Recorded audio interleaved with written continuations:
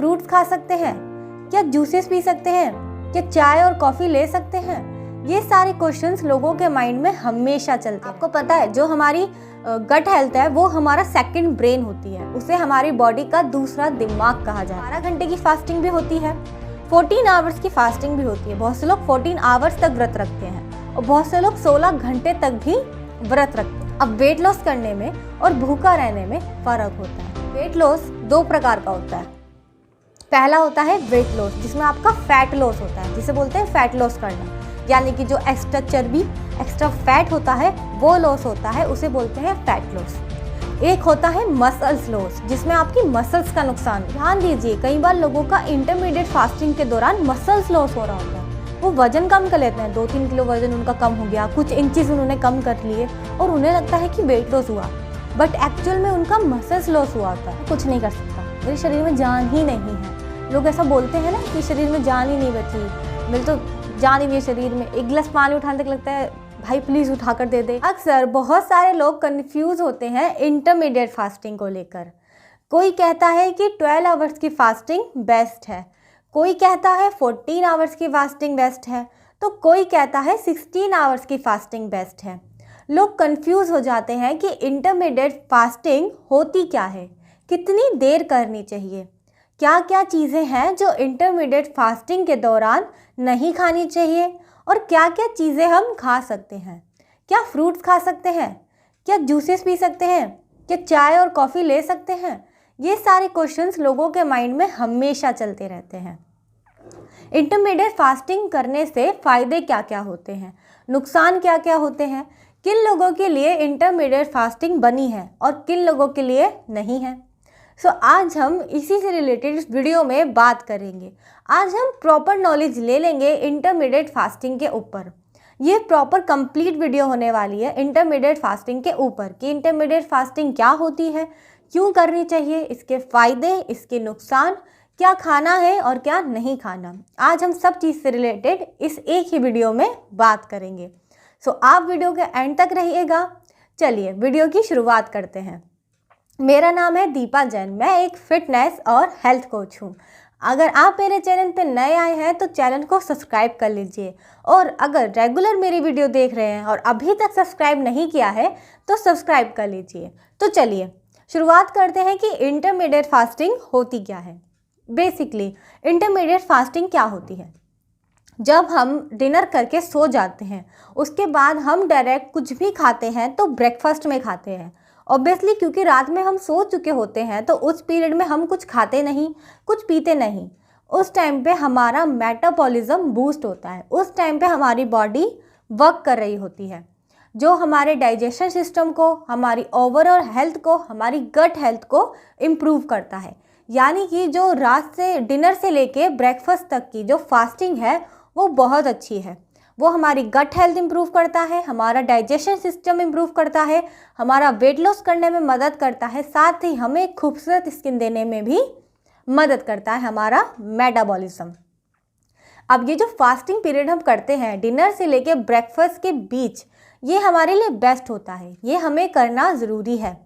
अगर आप नोटिस करोगे, अगर आप एक्सरसाइज भी करते हो वेट लॉस करने के लिए, तब भी कहा जाता है कि एक्सरसाइज करने से वेट लॉस नहीं होता, डाइट करने से वेट लॉस नहीं होता।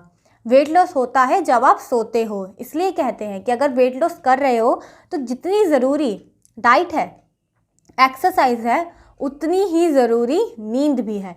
क्वालिटी स्लीप बहुत इम्पॉर्टेंट है।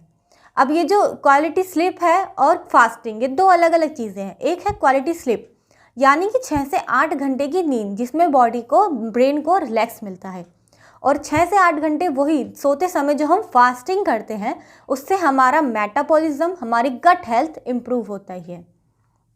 आपको पता है जो हमारी गट हेल्थ है वो हमारा सेकंड ब्रेन होती है, उसे हमारी बॉडी का दूसरा दिमाग कहा जाता है।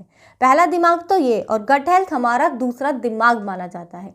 तो आप खुद ही अंदाज़ा लगा सकते हैं कि गट हेल्थ कितनी इंपॉर्टेंट है, डाइजेशन सिस्टम कितना इंपॉर्टेंट है। अगर डाइजेशन सिस्टम खराब हो जाता है तो स्किन खराब हो जाती है। पेट को लेकर हम पूरा दिन परेशान रहते हैं, एसिडिटीज़ की प्रॉब्लम फेस करनी पड़ जाती है, बहुत सारी मल्टीपल प्रॉब्लम्स हमें फेस करनी पड़ जाती है। इसलिए गट हेल्थ बहुत ज़रूरी है और डाइजेशन सिस्टम भी बहुत ज़्यादा ज़रूरी है।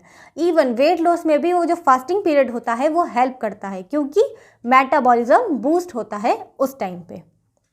अब ये जो फास्टिंग होती है हम उतनी देर की करते हैं जितनी देर हम सोते हैं, कभी 6 घंटे, कभी 8 घंटे, कभी कभी अगर ब्रेकफास्ट लेट करा हमने तो 10 घंटे की फास्टिंग हो जाती है। मतलब फिक्स नहीं होती कि इतना ही घंटा हमें फास्टिंग करनी है। लेकिन इंटरमीडिएट फास्टिंग में हम फिक्स कर लेते हैं कि इतनी देर हमें फास्टिंग करनी है। इंटरमीडिएट फास्टिंग की जो शुरुआत होती है वो 12 घंटे से होती है। अप्रोक्स 12 घंटे आप व्रत रखेंगे, कुछ नहीं खाएंगे।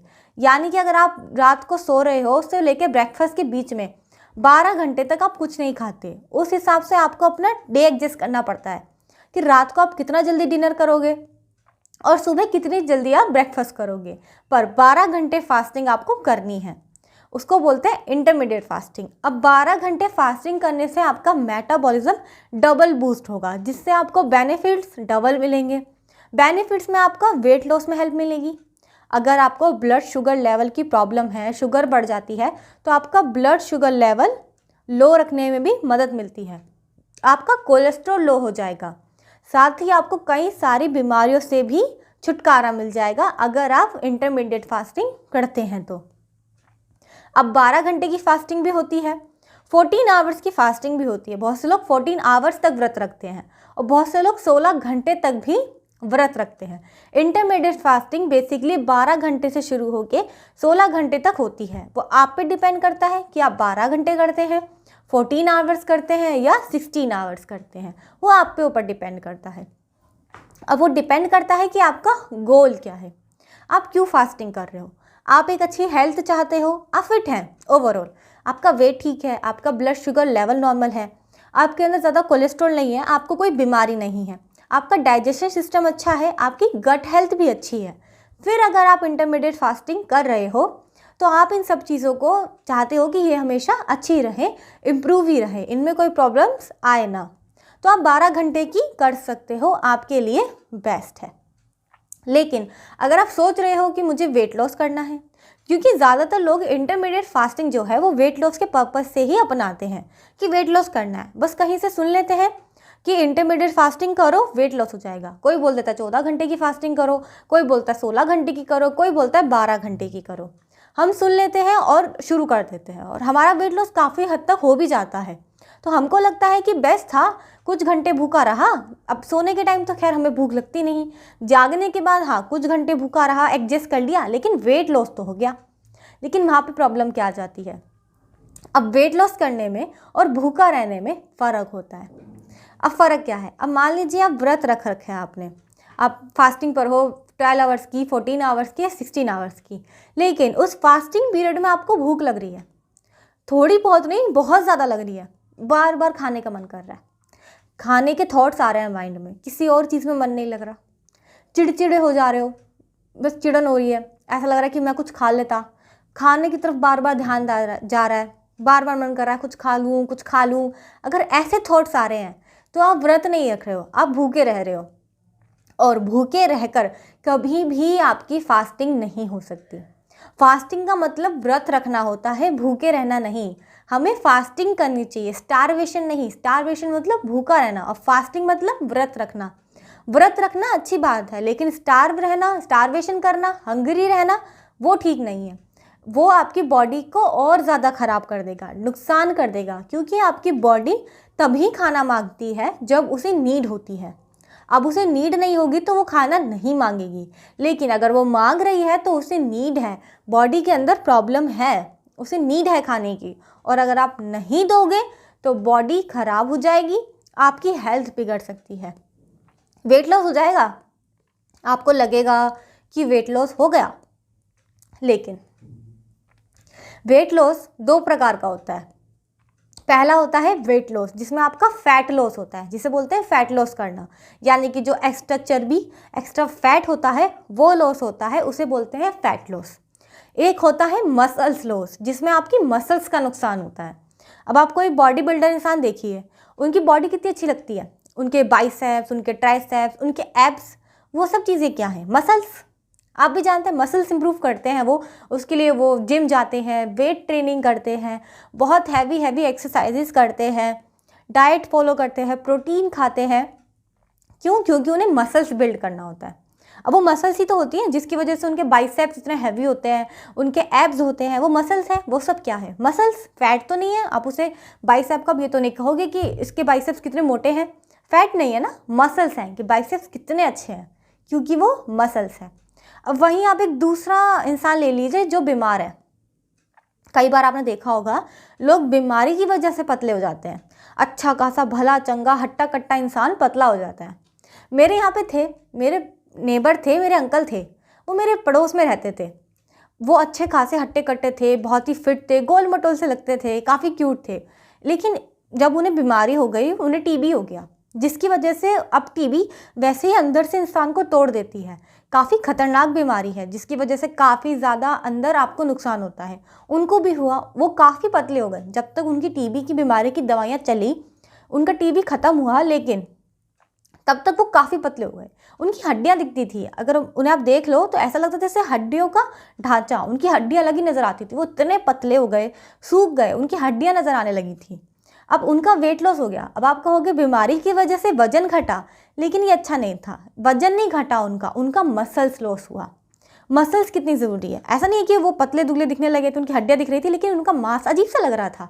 उनकी चर्बी अलग लटक रही है और उनकी हड्डियाँ दिख रही है। उनका पेट लटक रहा है लेकिन उनकी हड्डियाँ नज़र आ रही है। शोल्डर्स की, नेक्स की उनकी हड्डियाँ दिख रही हैं और साथ ही उनको मांस नज़र आ रहा है। अलग ही मांस, ढीला ढीला सा उनका मांस हो गया है, हाथ का, शोल्डर्स का मांस उनका अलग ही नज़र आ रहा है। उनका पेट, बेली फैट का अलग ही नज़र आ रहा है। तो अगर उनका फैट लॉस हुआ था तो ये अजीब सा थोड़ी दिखते वो। बात क्या हुई थी? उनकी मसल्स लॉस हुई। बीमारी की वजह से उन्हें नुकसान हुआ, उनकी मसल्स लॉस हो गई। अब फैट लॉस हुआ होता तो अच्छी चीज़ थी। जो एक जिम जाता है बंदा, वो फैट लॉस करता है, वो उसकी अच्छी चीज़ है। लेकिन जो इंसान बीमार हो गया, जिसकी मसल लॉस हुई, वो बिल्कुल सही नहीं है। अब इंटरमीडिएट फास्टिंग के दौरान भी ऐसा होता है, बहुत से लोगों का मसल्स लॉस हो जाता है। अब सोचिए आपके शरीर में मसल्स नहीं होंगी तो कमज़ोरी नहीं आ जाएगी। हमें जो स्ट्रेंथ मिलती है, जो ताकत मिलती है, फ्लेक्सिबल क्या होती है? हमारी मसल्स। अब मसल्स ना हो, स्ट्रेच नहीं कर सकते। मसल्स ना हो तो मान लीजिए ज़रा सी चोट लग गई, आपको दर्द होने लग जाएगा। ज़रा सी खरोच से खून निकलने लग जाएंगे, दर्द हो जाएगा, बर्दाश्त नहीं कर पाओगे। अगर ज़रा सा मैं आपका हाथ पटक दूँ टेबल पे तो आपके हाथ में इतना दर्द होगा कि आप बर्दाश्त नहीं कर पाओगे, क्योंकि मसल्स ही नहीं है। जब मसल्स ही नहीं है तो डायरेक्ट टेबल हड्डी पे लग रहा है, वह हड्डी पे लगेगा तो दर्द तो होगा। तो मसल्स लॉस बहुत खतरनाक चीज़ है, लेकिन फैट लॉस वो अच्छी चीज़ है। इसलिए जब भी वेट लॉस कर रहे हो ना, फोकस करो कि फैट लॉस करना है, मसल्स लॉस नहीं। ध्यान दीजिए, कई बार लोगों का इंटरमीडिएट फास्टिंग के दौरान मसल्स लॉस हो रहा होता है। वो वजन कम कर लेते हैं, 2-3 किलो वजन उनका कम हो गया, कुछ इंचेस उन्होंने कम कर लिए और उन्हें लगता है कि वेट लॉस हुआ, बट एक्चुअल में उनका मसल्स लॉस हुआ होता है। अब आपका वेट लॉस हुआ है या मसल लॉस हुआ है, वो आपको कैसे पता चलेगा? अगर आपका वेट लॉस हुआ है तो आपको अच्छा फील होगा, आप फ्रेश फील करेंगे, आप हेल्दी फील करेंगे, आप हैप्पी फील करेंगे, क्योंकि जो एक्स्ट्रा फालतू चर्बी थी, फैट था, वो आपकी बॉडी से उतरा, तो आपकी बॉडी काफ़ी लाइट फील करेगी, तो आपको अच्छा लगेगा। अब ज़्यादा वेट की वजह से लोगों को काफ़ी प्रॉब्लम्स फेस करनी पड़ जाती है। उनके नीज में दर्द होता है, घुटने दुखते हैं, क्योंकि सारा वज़न घुटनों पर पड़ता है। क्योंकि हम चलते हैं तो हमारा बॉडी का ओवरऑल वज़न जो है वो हमारे घुटनों पर पड़ता है, तो उन्हें घुटने का दर्द फेस करना पड़ता है। कई बार बैक पेन फेस करना पड़ता है। कई बार चला नहीं जाता, ज़्यादा दौड़ते हैं तो थक जाते हैं, थोड़ी सीढ़ियाँ चढ़ के हांफने लग जाते हैं। बहुत सारी प्रॉब्लम्स वेट लॉस ना होने की वजह से फेस करनी पड़ती है, जिनका वेट ज़्यादा होता है। अब अगर आप वेट लॉस कर लोगे तो आपको ये सारी प्रॉब्लम्स तो होंगी नहीं, ना आप हाफोगे सीढ़ियाँ चढ़ने पे, ना ज़्यादा दौड़ने में आपकी सांस फूलेगी, ना आपके घुटनों में दर्द होगा, तो ओवरऑल आपको अच्छा फील होगा। तो सेम चीज़ इंटरमीडिएट फास्टिंग के दौरान होनी चाहिए। अगर आपका फैट लॉस हुआ है तो आपको अच्छा फील होना चाहिए, आपको भूख नहीं लगनी चाहिए, बार बार खाने के थॉट नहीं आने चाहिए, बार बार चिड़चिड़े नहीं होने चाहिए, आप मूड ऑफ नहीं होना चाहिए, आपको अजीब नहीं लगना चाहिए कि आप मान लीजिए आपने व्रत खोला और आप काफ़ी वीक महसूस कर रहे हो, आपको थकान लग रही है, आपको लग रहा है शरीर में एनर्जी नहीं बची, मैं कुछ नहीं कर सकता, मेरे शरीर में जान ही नहीं है। लोग ऐसा बोलते हैं ना कि शरीर में जान ही नहीं बची, मेरे तो जान ही नहीं है शरीर में, एक गिलास पानी उठाने तक लगता है भाई प्लीज़ उठा कर दे दे, नहीं उठा जा रहा, किचन तक नहीं जाया जा रहा। ऐसी हालत आपने कर ली है, फास्टिंग की वजह से, तो वहाँ आपका फैट लॉस नहीं हो रहा, वहाँ लॉस क्या हो रहा है आपका, मसल लॉस हो रहा है, इसलिए कमज़ोरी आ रही है। मसल लॉस कभी नहीं होना चाहिए। फैट लॉस करने पे फोकस लगाइए, मसल लॉस पे नहीं। ऐसा नहीं है कि एक पार्टिकुलर लोग, आजकल मैंने देखा है टीनेजर्स ना इंटरनेट पे वीडियोस देख लेते हैं, इंटरनेट वर्ल्ड है, कोई कहीं भी किसी भी रिलेटेड वीडियो देख लेता है, सर्च कर लेते हैं कि वेट लॉस करना है, वेट लॉस करना है, और कोई भी वीडियो उठाकर देख लेते हैं और फिर लग जाते हैं। ना उस चीज़ की प्रॉपर नॉलेज है, ना उस चीज़ के बारे में रिसर्च किया, ना प्रॉपर जाना। अगर कोई बंदा आपसे कह रहा है कि 16 घंटे व्रत रखो वेट लॉस हो जाएगा, तो क्यों होगा? पूछो तो सही उस इंसान को कि 16 घंटे व्रत रखने से मेरा वेट लॉस कैसे हो जाएगा, क्यों व्रत रखने से वेट लॉस होगा? अब अगर कम खाने से वेट लॉस होता, ना खाने से वेट लॉस होता, तो खाओ मत। 16 घंटे क्यों? मैं तो बोलती 24 घंटे मत खाओ, पूरा दिन मत खाओ, पूरे हफ्ते मत खाओ, एकदम ज़ीरो फिगर मिल जाएगी, मत खाओ खाना। लेकिन खाना ज़रूरी है, हमारी बॉडी का फ्यूल है खाना, इसलिए तो भगवान ने हमारे लिए स्टमक बनाया है। क्यों बनाया है? ताकि हम खाना खाएं, क्योंकि वो ज़रूरी है, हमारी बॉडी को फ्यूल देता है। तो खाना बंद कर कर या फिर ये चीज़ नहीं खाऊंगा, वो चीज़ नहीं खाऊंगा, ऐसे कर कर कभी वेट लॉस नहीं होता। अगर आपको वो जल्दी जल्दी वाला वेट लॉस चाहिए ना, कभी नहीं होगा। एक चीज़ ध्यान में रखिए, आपका जो वेट बढ़ा वो एक दिन में नहीं बढ़ा, 2 दिन में नहीं बढ़ा। अब ऐसा तो नहीं है आप सुबह बैठे थे, आपने बर्गर खाया और अचानक से आपका 3 किलो वजन बढ़ गया। भाई सुबह तक तो मैं 50 किलो की थी, अब बर्गर खाती सीधा 53 किलो की हो गई। ऐसा तो नहीं होता। वेट जो बढ़ा वो कम से कम 1 साल में बढ़ा, 6 महीने में बढ़ा। धीरे धीरे आप लगातार जंक फूड खाते गए, आपने कोई फिजिकल एक्टिविटी नहीं की, आपने एक्सरसाइज नहीं किया, पूरा दिन बस खा के लेट जाते थे, अनहेल्दी से अनहेल्दी खा रहे थे, खा के सीधा सो जाते थे, लेट जाते थे, इस वजह से वेट गेन हुआ। और ये 1 दिन में नहीं हुआ, 2 दिन में नहीं हुआ, इसे काफ़ी महीने काफ़ी साल लगे हैं बढ़ने में। 1 दिन में कभी वेट नहीं बढ़ता। आपने देखा होगा बहुत सारे लोग 6 दिन हेल्दी खाते हैं और 1 दिन चीट डे करते हैं। तो ऐसा तो नहीं है उनका 1 दिन चीट डे करते उनका वजन बढ़ जाता है। अगर कोई बॉडी बिल्डर इंसान 1 दिन चीट डे कर ले तो उसके एब्स खराब हो जाते हैं, नहीं होता ना ऐसा, क्योंकि 1 दिन में कभी वेट नहीं बढ़ता। तो खुद ही आप सोचिए, जब वजन 1 दिन में नहीं बढ़ा तो 1 दिन में घट कैसे जाएगा? जो वजन आपने 1 साल में बढ़ाया है उसे आप चाह रहे हो कि 1 हफ्ते में कम कर लूँ। लोग इंटरनेट पे वीडियो ढूंढते रहते हैं, 1 हफ्ते में 10 किलो कैसे कम करूँ, 2 हफ्ते में 20 किलो कैसे कम करूँ। मतलब खुद सोचिए, लॉजिक था इस बात में? ये जो 10 किलो वजन बढ़ा है क्या 1 हफ्ते में बढ़ा था? खुद से एक बार पूछ लो बस कि 1 किलो, ये जो 10 किलो वजन बढ़ा क्या 1 हफ्ते में बढ़ा था? 1 हफ्ते तक आप लगातार जंक फूड खाते, क्या 10 किलो वजन बढ़ा? जवाब क्या मिलेगा? नहीं। 10 किलो वजन 1 हफ्ते में थोड़ी बढ़ा, 6 महीने लगे, 7 महीने लगे, 3 महीने लगे, 1 साल लगा, तब जाके बढ़ा। वो डिपेंड करता है कि आपने किस हिसाब से जंक फूड खाया, किस हिसाब से आपने आलस किया, किस हिसाब से आपने फिजिकल एक्टिविटीज़ नहीं की, तभी वेट लॉस होता है। वेट जो गेन होता है वो इन्हीं रीजंस की वजह से होता है। जब आप फिजिकल एक्टिविटीज़ नहीं करते, अनहेल्दी खाते हो, खाते ही सीधा लेट जाते हो, सो जाते हो, ज़्यादा चलते फिरते नहीं हो, आलस करते हो, पूरा दिन बैठे रहते हो या पूरा दिन लेटे रहते हो, तभी आपका वेट गेन होता है, ऐसे तो नहीं बढ़ जाता। तो ये क्या 1 हफ्ते में बढ़ा था? तो आप खुद ही सोचिए, जो 10 किलो वजन 1 हफ्ते में बढ़ा नहीं, वो 1 हफ्ते में घटेगा कैसे? जब आपका वेट बढ़ रहा था तब तो आप काफ़ी पेशेंस थे। एक दिन जब बर्गर खाते होंगे तब सोचते होंगे एक बर्गर खाने से थोड़ी कुछ होने वाला है। दूसरे दिन जब फ्रेंच फ्राइज खाते होंगे तब भी सेम चीज़ सोचते होंगे क्या ही हो जाएगा। तीसरे दिन जब पिज़्ज़ा खाते होंगे तब भी यही सोचते होंगे क्या फ़र्क पड़ रहा है, मैं तो वैसे ही था, क्योंकि पतले थे ना। 1 हफ्ते में तो वजन बढ़ा नहीं था। जब शुरुआत करी थी वजन बढ़ने की तो 1 हफ्ते में तो नहीं बढ़ा था, फील नहीं हुआ था, पेशेंस था ना आपके अंदर। तो जब वेट लॉस करने की बात आ जाती है तब लोगों का पेशेंस कहाँ चला जाता है, तब वो पेशेंस जाता कहाँ है? तब एकदम हड़बड़ी में वेट लॉस करना है कि बस 1 हफ्ते में 10 किलो वजन उतर जाए। मेरी फ्रेंड की शादी है, उसमें जाने के लिए वो ड्रेस मुझे फिट आ जाए, 3 इंचेस कैसे कम करूँ, 2 इंचेस कैसे कम करूँ। इतनी वीडियोस इंटरनेट पे लोग सर्च करते हैं, इतना आपको रेशियो मिल जाएगा सर्चिंग का कि 10 दिन में कैसे वेट लॉस करें, 1 हफ्ते में 10 किलो कैसे घटाएं, बैली फैट कैसे 2 दिन में गायब करें, 4 इंचेस कैसे कम करें, दोस्त की शादी है उस ड्रेस में फिट कैसे आए। अब आप खुद ही सोचिए, जो चीज़ बढ़ने में इतना टाइम लगा था वो घट कैसे जाएगी इतनी जल्दी, और घटेगी तो नुकसान देकर जाएगी आपको, क्योंकि फ़ायदा तो नहीं देगी ना।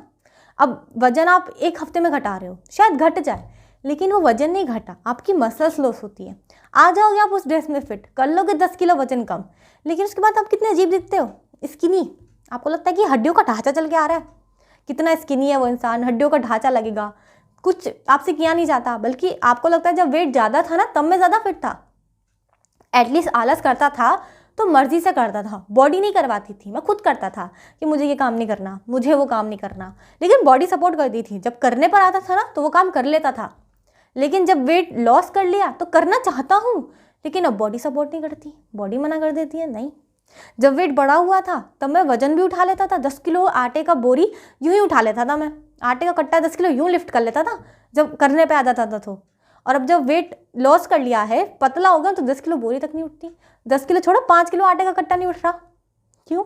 बॉडी सपोर्ट नहीं कर रही, बॉडी कह रही मुझसे नहीं हो पाएगा, नस खिंच गई, जरा सा आटा उठाते हो नस खिंच जाती है, दर्द होने लग जाता है, परेशान हो जाते हो, स्किन खिंच जाती है, क्या कहते हैं वो, नस अटक गई, नस खिंच गई।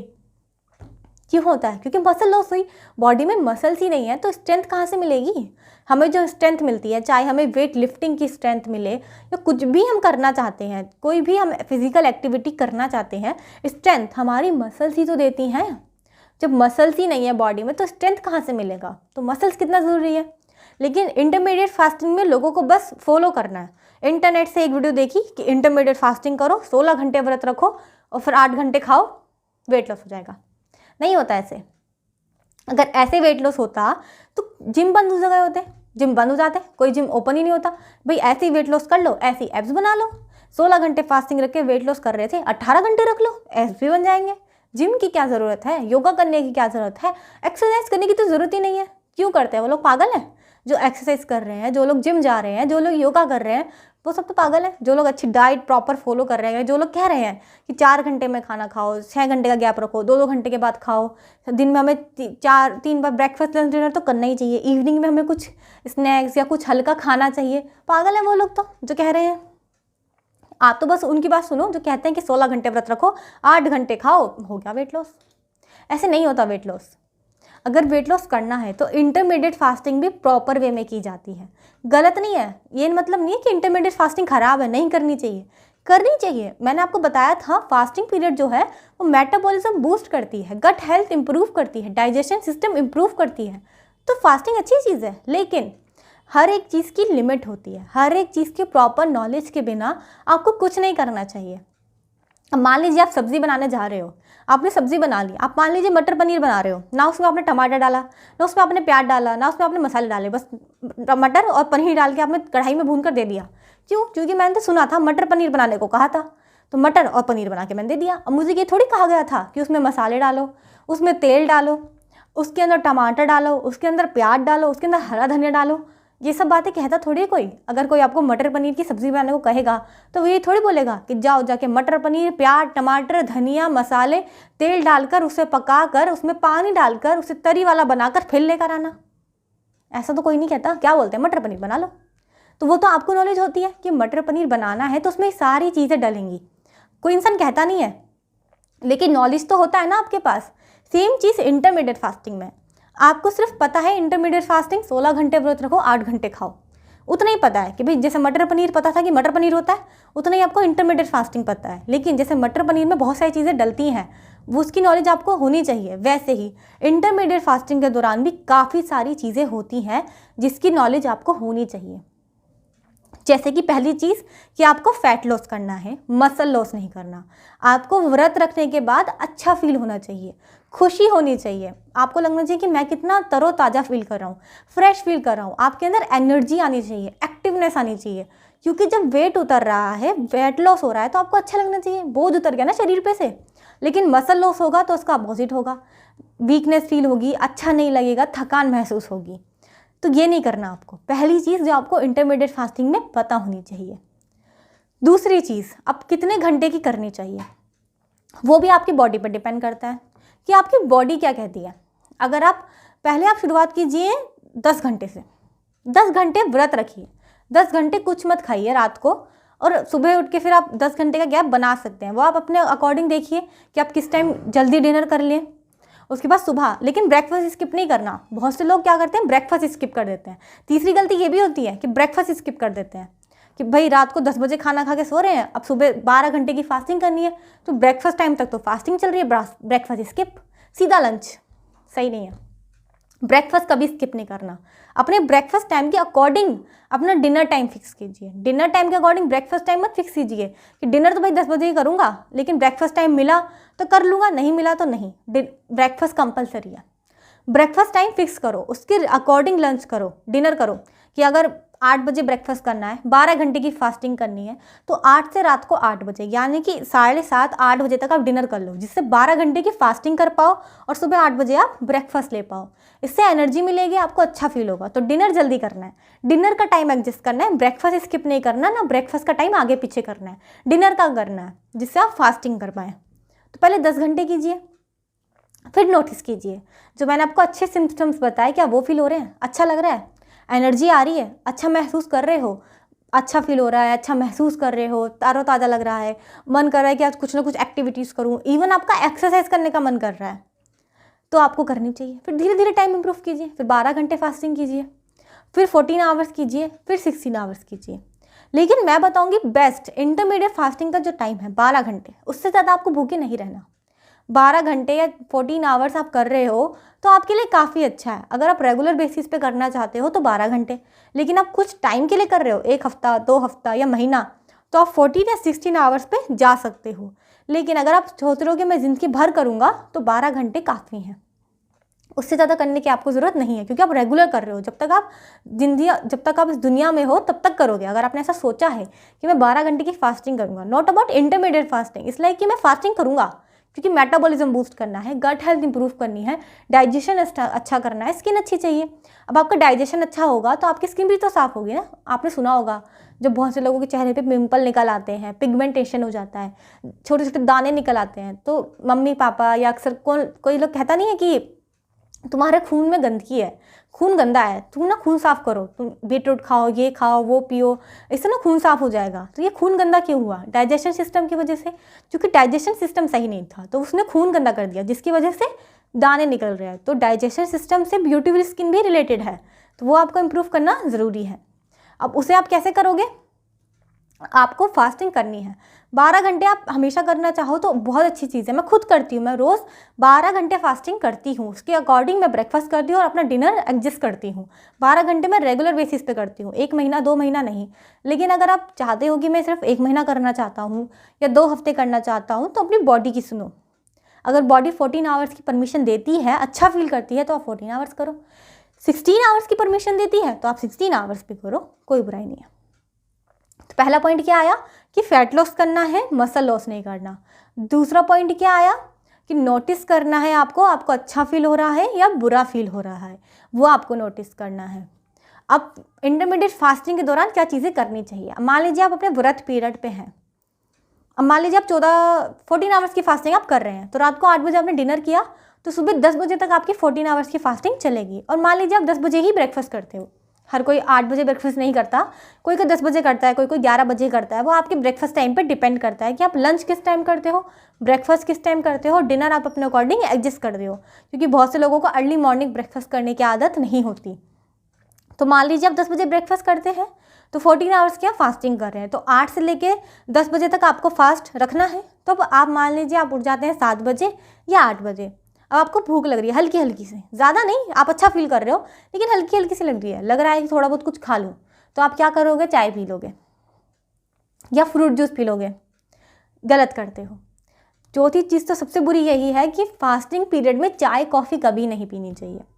खाली पेट चाय कॉफ़ी हमेशा नुकसान करती है, वो आपको एसिडिटी कर देगी, वो गैस बना देगी, वो आपका डाइजेशन सिस्टम ख़राब कर देगी, क्योंकि पेट खाली था, उसमें कुछ गया नहीं। और चाय कॉफ़ी में ऑलरेडी कैफीन मौजूद होता है जो अच्छा नहीं होता।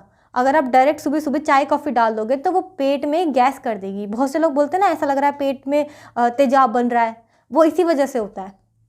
तो खाली पेट तो चाय कॉफ़ी कभी पीनी ही नहीं चाहिए। अगर आप फास्टिंग नहीं भी करते हो ना और खाली पेट चाय कॉफ़ी पीते हो, अभी से बंद कर दो। खाली पेट चाय कॉफ़ी कभी नहीं पीनी चाहिए, बहुत ज़्यादा अनहेल्थी होती है, गैस कर देगी, पेट खराब कर देगी, डाइजेशन सिस्टम बिल्कुल ख़राब हो जाएगा। तो चाय कॉफ़ी नहीं पीनी। फ्रूट जूस आपको नहीं पीना। अब आप कहोगे फ्रूट जूस नहीं पीना, नहीं, फास्टिंग दौरान आपको फ्रूट जूस नहीं लेना, आपको फ्रूट्स नहीं खाने, क्योंकि उनके अंदर शुगर मौजूद होती थी, उनके अंदर नेचुरल शुगर जो होती है वो मौजूद होती है, जो क्या होती है, जो डायरेक्ट आपके लीवर में जाती है। तो अगर आप फ्रूट जूस लोगे या फ्रूट्स पियोगे तो आपके लीवर पे अफेक्ट करेगी, क्योंकि आप खाली पेट हो।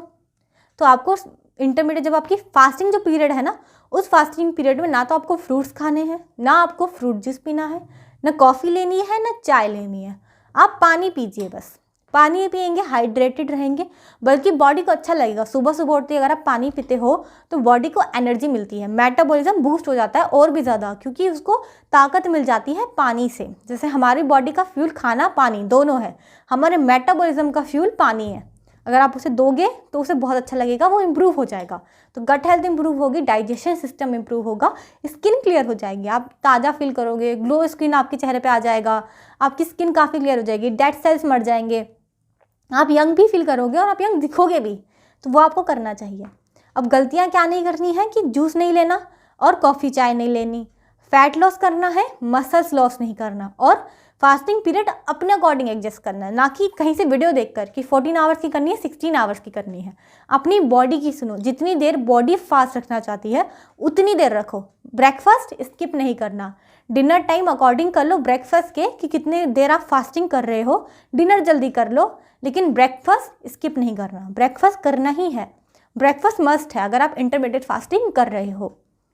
फिर आ जाता है कि इंटरमीडिएट फास्टिंग के बीच में क्या करना है, वो समझ आ गया। अब ईटिंग पीरियड में क्या करना है।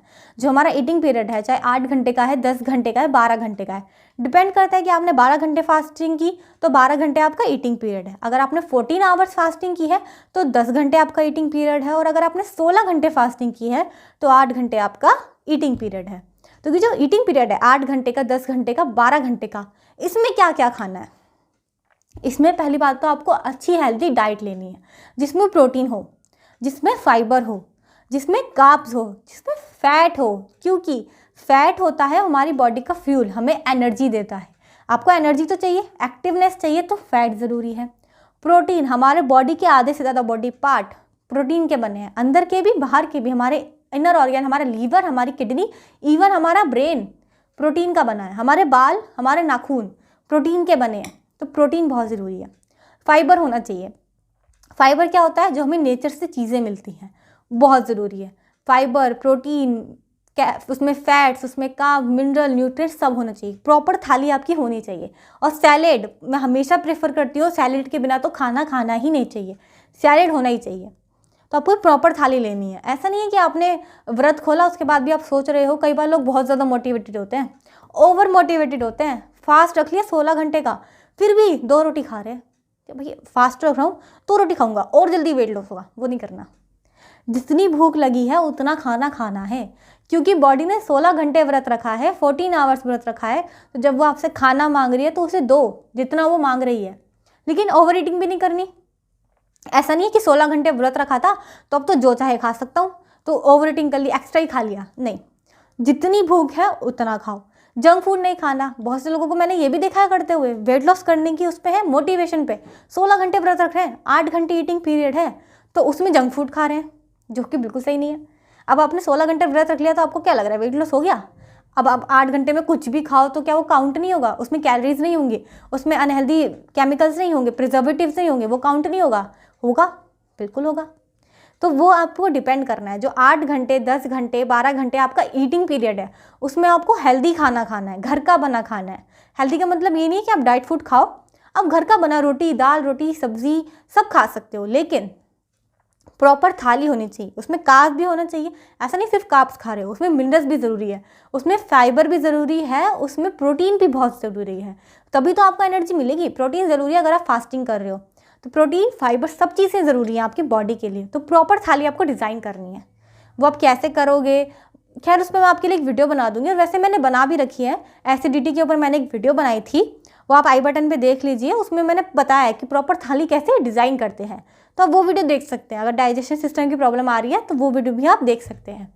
उसमें मैंने प्रॉपर वे में बताया है कि कैसे आपको एक प्रॉपर थाली डिज़ाइन करनी है। तो आपके पास एक प्रॉपर थाली होनी चाहिए फास्टिंग में, जो आपका ईटिंग पीरियड है उसके दौरान। ऐसा नहीं है कि आप कम खा रहे हो या फिर बहुत ज़्यादा खा रहे हो। ओवर ईटिंग करोगे तो भी वेट गेन हो जाएगा, कम खाओगे तो आपकी मसल्स लॉस होंगी, फैट लॉस नहीं होगा। प्रॉपर थाली आपको डिज़ाइन करनी है। घर का खाना है। हाँ, अगर जंक फूड खाते हो तो चीट डे कर सकते हो, हफ्ते में 1 बार या हफ्ते में 2 दिन आप चीट डे रख सकते हो, या फिर एक टाइम ना कि लंच में आप चीट कर लोगे या फिर आप ब्रेकफास्ट में चीट कर लोगे। वैसे तो अगर आप चीट करना चाहते हो तो चीट करने का बेस्ट टाइम होता है लंच, क्योंकि ब्रेकफास्ट हमेशा हमें हेल्दी करना चाहिए। हेल्दी ब्रेकफास्ट करते हो तो पूरा दिन एनर्जी मिलती है। डिनर में हमें हल्का ही खाना चाहिए, क्योंकि डिनर करने के बाद हम ज़्यादा एक्टिविटीज़ करते नहीं। अगर हम चलते हैं, थोड़ा बहुत एक्टिविटी करते हैं, उसके बाद हम सो जाते हैं, तो डिनर तो हल्का करना चाहिए। लेकिन हाँ, लंच में अगर आप चीट करते हो तो परफेक्ट टाइम है। अगर आप चीट करना चाहते हो तो लंच में करो, तो उस हिसाब से प्रॉपर थाली बनाओ। चीट आपको लंच के टाइम पे करना है, हफ्ते में 1 बार या 2 बार आप कर सकते हो, लेकिन रेगुलर बेसिस पे नहीं करना। और फास्टिंग करनी है, अगर वेट लॉस करना ही है तो मैं प्रीफर करूँगी अच्छी डाइट और अच्छी फास्टिंग पीरियड को लेके चलो। साथ में एक्सरसाइज बहुत ज़रूरी है। ऐसा नहीं है कि इंटरमीडिएट आपने फास्टिंग कर ली, आपने डाइट कर लिया, आप एक्सरसाइज नहीं कर रहे, ऐसा नहीं होता। एक्सरसाइज बहुत ज़रूरी है, क्योंकि आप जो खा रहे हो उसे पचाओगे कैसे? एक्सरसाइज से। तो एक्सरसाइज ज़रूरी है, चाहे आप दिन में 15 मिनट करो, 20 मिनट करो, आधा घंटा करो, 1 घंटा करो। वैसे 30 से 40 मिनट बेस्ट होता है एक्सरसाइज टाइम, करो, लेकिन एक्सरसाइज ज़रूर करनी है, मिस नहीं करनी। तो फास्टिंग के दौरान बॉडी की सुननी है, प्रॉपर थाली होनी चाहिए, जंक फूड नहीं खाना या कम नहीं खाना, ना ज़्यादा खाना है, और एक्सरसाइज करनी है। चाहे आप कोई भी एक्सरसाइज करो, आप साइकिलिंग कर सकते हो, आप जॉगिंग कर सकते हो, आप रनिंग कर सकते हो, या फिर आप घर पे बेड एक्सरसाइजेज होती हैं आप वो कर सकते हो। जिम जाना पसंद करते हो तो जिम भी जा सकते हो, लेकिन एक्सरसाइज करनी है। अगर वेट लॉस करना है नेचुरली, अगर चाहते हो कि फैट लॉस हो, मसल्स लॉस ना हो बल्कि मसल्स बिल्ड हो, तो एक्सरसाइज बहुत ज़रूरी है। एक्सरसाइज, प्रॉपर आपका हेल्दी घर का बना खाना, डाइट, और प्रॉपर इंटरमीडिएट फास्टिंग में कि कितनी देर आप फास्टिंग कर सकते हो और कितनी देर आप खा सकते हो, आपको बॉडी की सुननी है, तभी आप परफेक्ट इंटरमीडिएट फास्टिंग कर पाओगे। अगर अभी आपके माइंड में कोई डाउट रह गया है या कोई क्वेश्चन आपका है इंटरमीडिएट फास्टिंग को लेकर, तो कमेंट कर दीजिए। आप कमेंट करेंगे तो डेफिनेटली मैं उसका आंसर दूंगी। अगर कोई भी डाउट इंटरमीडिएट फास्टिंग को लेकर है, या फिर आप किसी और टॉपिक पे वीडियो चाहते हैं, वेट लॉस करना चाहते हैं, वेट गेन करना चाहते हैं, हेल्थ से रिलेटेड कोई भी वीडियो अगर आप चाहते हैं कि मैं आपके लिए बनाऊं, तो आप कमेंट ज़रूर कीजिए। आप कमेंट करते हैं तो ही मुझे पता चलता है कि आप मुझसे कनेक्ट कर पा रहे हैं, समझ पा रहे हैं क्या आप चाहते हैं मुझसे जानना, उस बारे में मैं आपके लिए वीडियो बनाऊं। तो कमेंट कर दीजिए। वीडियो अगर आपको अच्छी लगी है तो लाइक कर दीजिए, शेयर कर दीजिए उन लोगों के साथ जो स्ट्रगल कर रहे हैं इंटरमीडिएट फास्टिंग को लेकर, या इंटरनेट वर्ल्ड में फंसे हुए हैं, तो उन्हें शेयर कर दीजिए। सब्सक्राइब कर दीजिए चैनल को, बेल आइकन प्रेस कर दीजिए, ताकि फ्यूचर में आने वाली मेरी कोई भी वीडियो आप मिस ना करें। मिलते हैं फिर किसी वीडियो में, क्योंकि हेल्थ है तो ही वेल्थ है।